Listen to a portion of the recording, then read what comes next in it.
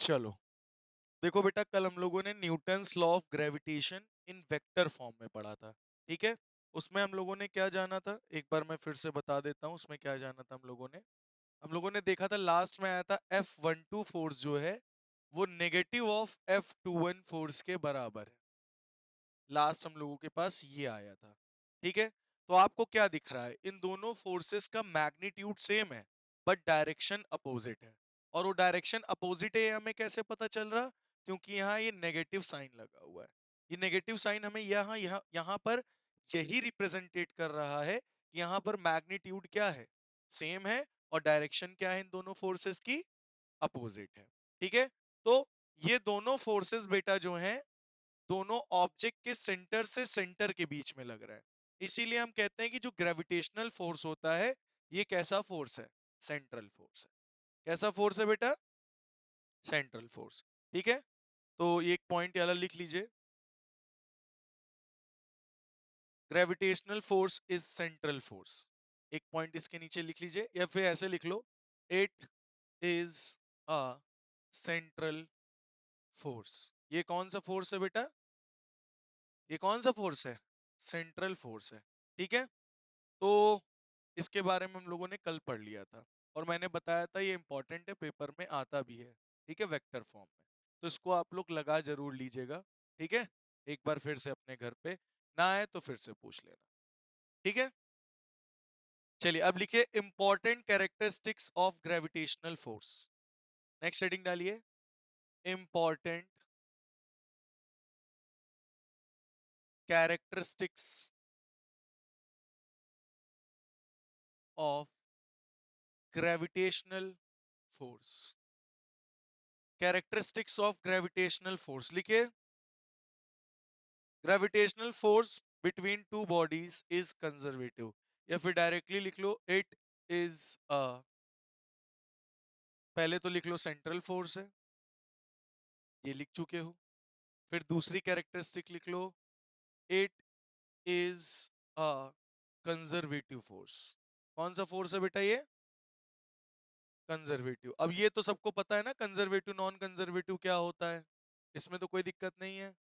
Conservative force क्या होते हैं, जो पाथ पे डिपेंड नहीं करते हैं, चाहे जिधर से भी ले जाओ उनका सभी का वर्क डन क्या होगा, सेम रहेगा। याद करो, बताया था, एक ये ए पॉइंट है, एक ये बी पॉइंट है। चाहे तुम यहां से ले जाओ फर्स्ट पाथ से, चाहे सीधे ले जाओ सेकंड पाथ से, चाहे यहां से ले जाओ थर्ड पाथ से, इन तीनों का वर्क डन क्या होगा, इन तीनों का वर्क डन बराबर होगा।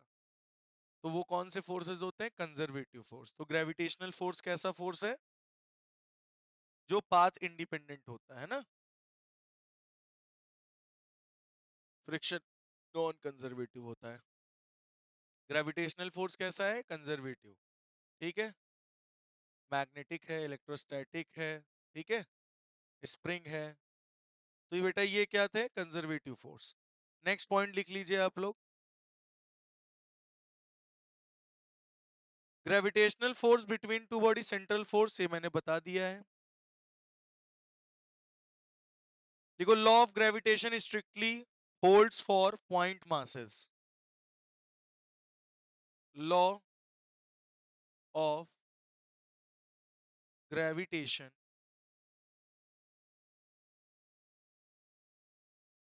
Law of gravitation strictly holds point mass.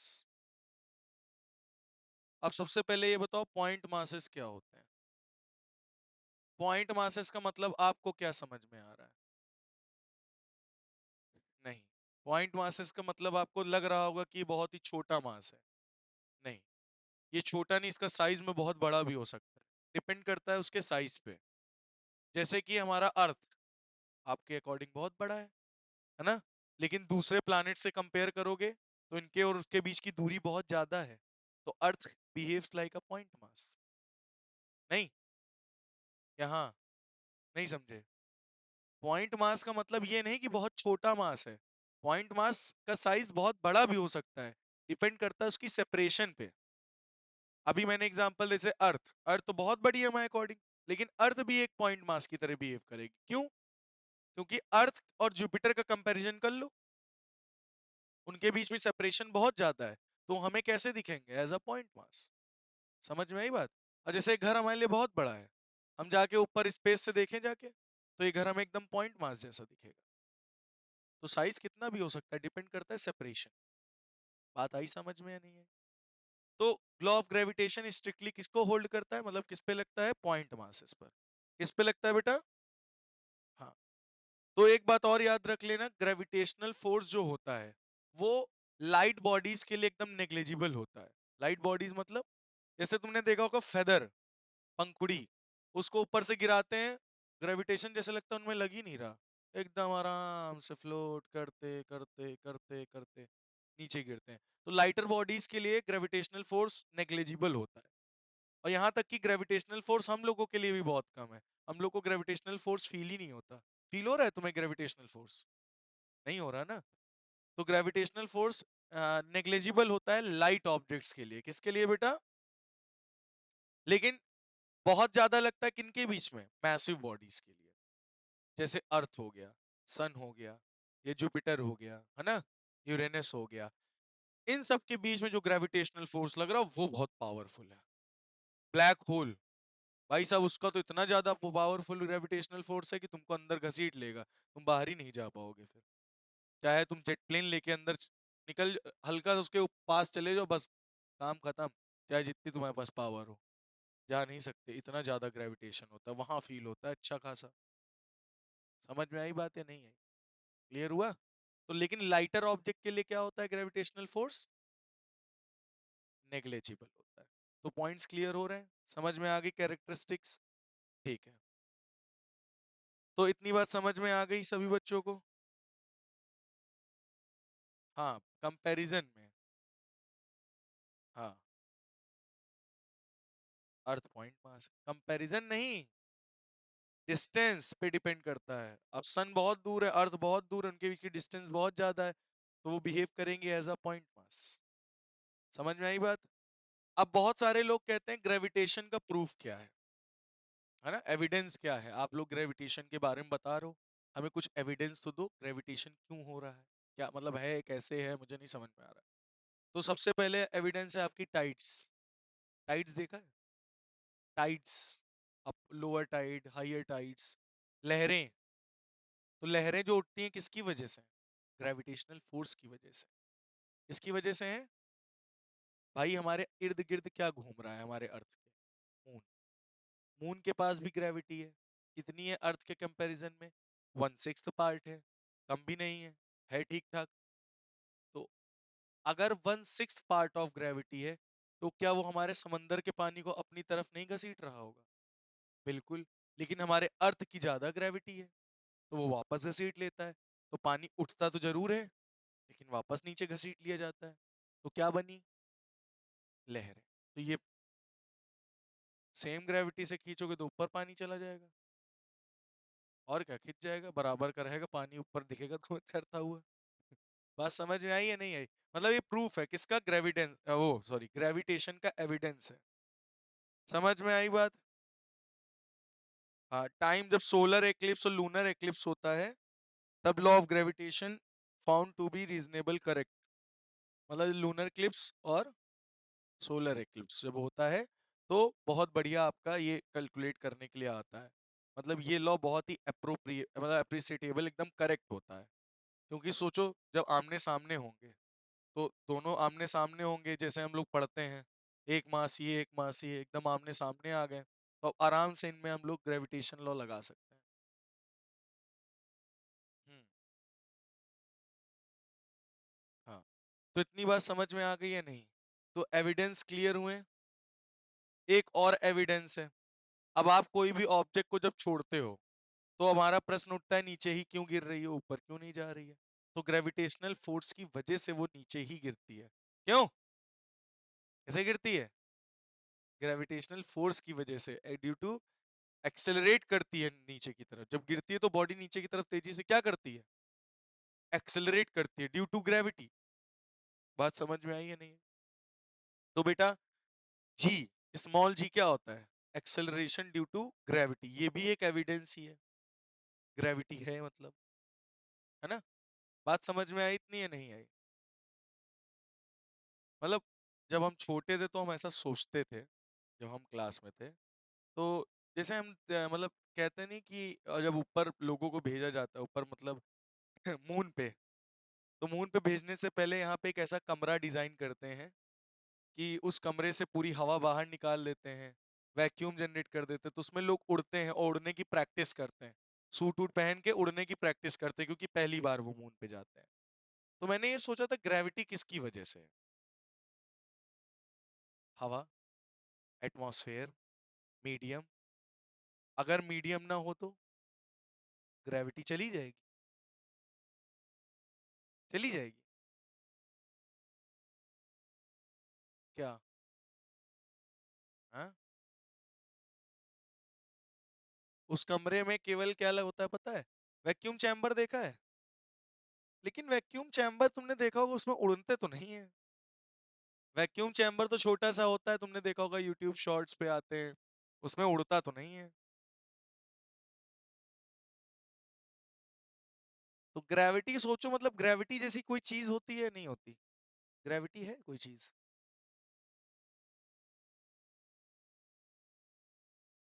Reality में जो तुम चैप्टर पढ़ रहे हो ये कोई मतलब नहीं इसका, ग्रेविटी नहीं है।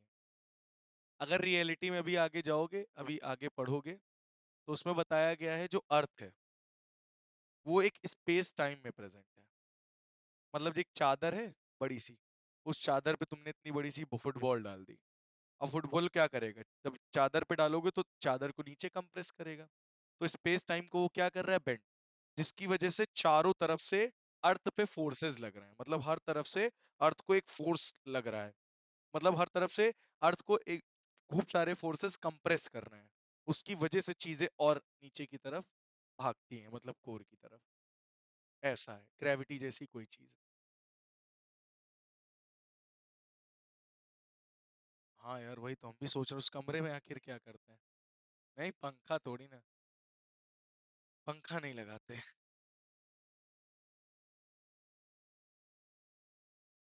चलो देखा। अब बेटा हम लोग देखने जा रहे हैं प्रिंसिपल ऑफ सुपरपोजिशन।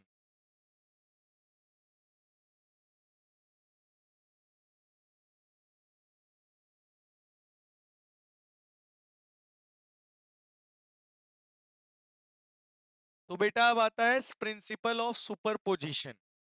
इसका मतलब क्या है, ध्यान से समझिएगा आप लोग। प्रिंसिपल ऑफ सुपरपोजिशन का मतलब, यहां पे अगर कई सारे मासेस आ जाएं, जैसे कि हमारे पास एक मास है m1, ये मास है m2, ये मास है m3, ये मास है m4, और ये मास है mn।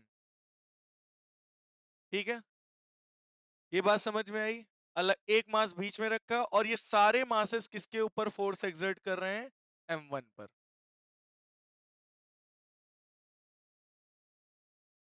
ठीक है, तो इनके बीच की दूरी क्या होगी? मैंने क्या कहा? इनके बीच की दूरी क्या होगी और इनके बीच का फोर्स क्या होगा? ठीक है, तो बेटा देखो, ये इसके ऊपर फोर्स लगाएगा, ये ये और ये। तो m2 और m1 के बीच की दूरी क्या होगी बताओ?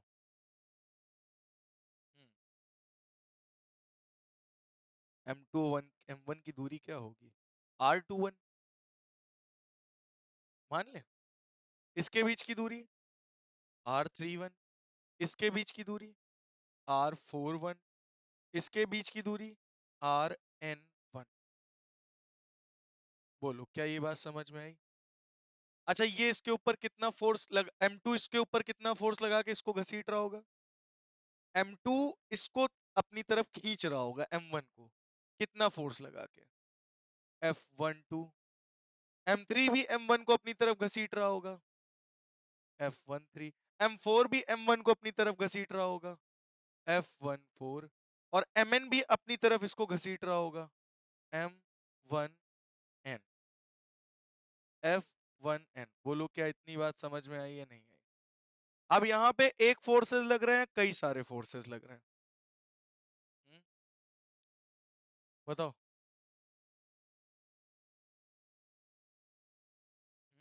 यहाँ पे एक नहीं, दो नहीं, तीन नहीं, चार नहीं, पांच नहीं, छह नहीं, नंबर ऑफ फोर्सेस लग रहे हैं। ठीक है, अगर कहीं पर नंबर ऑफ फोर्सेस लग रहे हो तो उनका अगर आप टोटल सम कर देते हो तो उन्हीं को कहते हैं प्रिंसिपल ऑफ सुपरपोजिशन। क्या बोलते हैं? हाँ, जैसे अगर मैं कहूं F12 फोर्स क्या है, F12 फोर्स क्या है, F12 फोर्स क्या है, मैं फिर से पूछ रहा हूं। G m1 m2 by R21 का होल क्यूब। स्क्वायर नहीं होता बेटा, होल क्यूब होता है, R21 का वेक्टर होगा। ठीक है, अगर आप लोग को थोड़ा सा इसमें ना सही लग रहा हो तो इसको R12 बना लो। ठीक है, इतनी बात समझ में आई। अगर आप F13 फोर्स निकालने चल रहे हो तो क्या लिखोगे? G m1 m2 upon R31, हाँ M3 हो जाएगा, का होल क्यूब और R31 का वेक्टर। बोलो समझ में आया?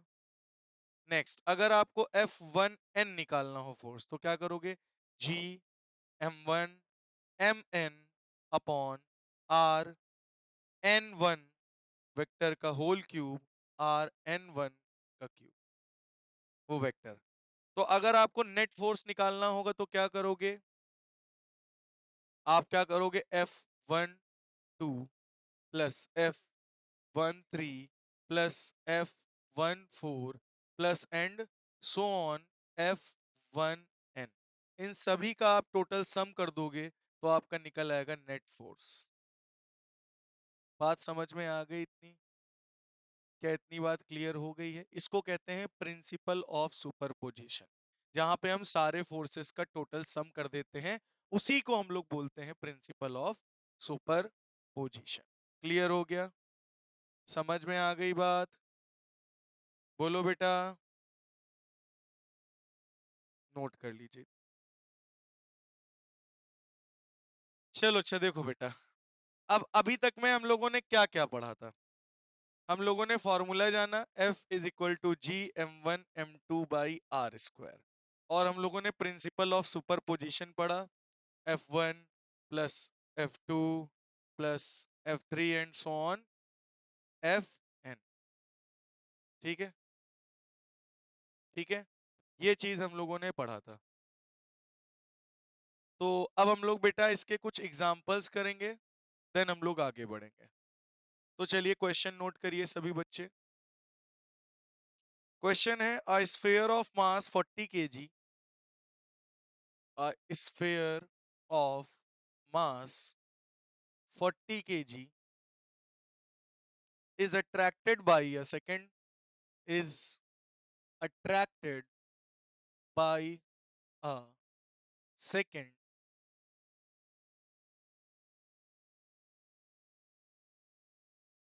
sphere of mass 15 kg with a force of with a force of 0.1 milligram weight. Calculate the value of gravitational constant. Calculate the value of gravitational constant. Calculate the value of gravitational constant if the distance between masses, if the distance between masses is 20 centimetre. चलिए try करिए जल्दी से। हाँ तो लगाइए जल्दी से। चलो अच्छा देखो, इसमें क्या क्या दिया गया है, सबसे पहले हम लोग गिवन लिख लेते हैं। मास कितना दिया रखा है? m1 40 kg, attracted by a second sphere m2 कितना दे रखा है? 15 kg, और क्या दे रखा है दोनों के बीच का? If distance between them is 20 centimetre, इसको मीटर में बदलोगे कितना आएगा? 0.2 मीटर। बोलो सही है? इतना रखा कि नहीं रखा? 0.2। ठीक है, फोर्स निकाल लो, एफ कितना है? 0.1 मिलीग्राम वेट। 0.1 मिलीग्राम को किलोग्राम वेट में बदल लो तो 10 की पावर 6 किलोग्राम वेट। 10 की पावर -6 किलोग्राम वेट। अब इसको तुम्हें किस में बदलना है? न्यूटन में।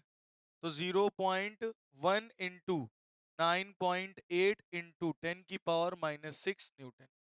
ये तुम्हारा क्या निकला है? फोर्स आ गया। तुम्हें निकालना क्या है? जी। क्या फाइंड आउट करना था?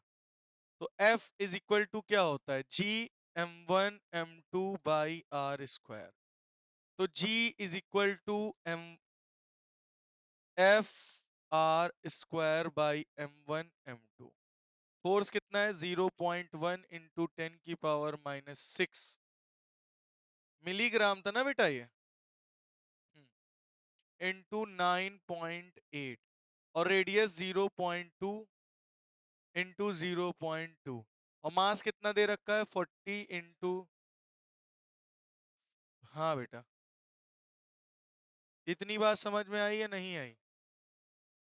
तो बेटा पॉइंट हटाओगे तो नीचे एक जीरो बढ़ेगा, फिर पॉइंट हटाओगे तो एक जीरो बढ़ेगा, एक पॉइंट हटाओगे एक जीरो बढ़ेगा, एक पॉइंट हटाओगे एक जीरो और बढ़ेगा।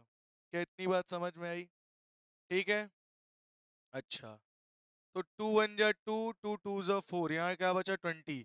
2 1 जा 2, 2 10 जा 20। चलो बताओ बेटा अब इसमें क्या बचा? ऊपर बचा 98 इंटू 10 की पावर -6 अपॉन 15 इंटू 10 की पावर 1 2 3 4 5, 10 की पावर 5। इतनी बात समझ में आ गई? अब इसको कट्टम गुट्टा कर लो, इसको 10 की पावर 5 ऊपर जाएगा -5, यानी 10 की पावर -11। 98 को 15 से 15 6 कितना होता है? तो 6.53। इतना आ गई आपकी जी की वैल्यू। बोलो समझ में आ गया? क्लियर हो गया बेटा?